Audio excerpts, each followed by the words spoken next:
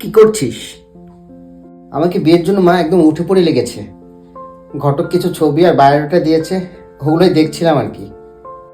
তো পছন্দ হলো? হ্যাঁ, পছন্দ একটা হয়েছে, কিন্তু একটু সমস্যা, মেয়েটা জব করে। তো কি সমস্যা? দুজন একসাথে জব করলে তো ভালো। এ সমস্যা কোথায়?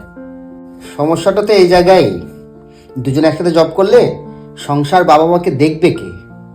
তাইলে তোর কি ধরনের মেয়ে পছন্দ? তেমন কিছু না, শিক্ষিত, স্মার্ট, রুচিশীল, সাংসারিক এবং অফকোর্স সলভেন্ট ফ্যামিলির একটা মেয়ে দরকার। তুই একটা কাজ কর, একটা সুন্দরী দেখে একটা কাজের মেয়ে নিয়ে আস তোর সংসার এবং বাবা মার সেবা করার জন্য। মানে কি, তুমি কি আমার সাথে ইয়ার্কি করছো নাকি? একটা শিক্ষিতা, রুচিশীল, স্মার্ট, সাংসারিক, সলভেন্ট ফ্যামিলির মেয়েকে বিয়ে করে এনে শুধুমাত্র সংসার আর বাবা মার সেবা করার জন্য আনাটা কি ইয়ার্কি নয়? না, আসলে ব্যাপারটা আমি এটা বুঝাতে চাইনি।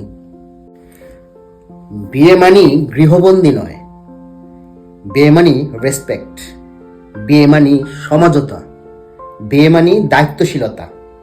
একটা রুচিশীল সাংসারিক মেয়ে, একটা শিক্ষিতা মেয়ে সংসারের দায়িত্বটা অটোমেটিকই বুঝে ফেলে।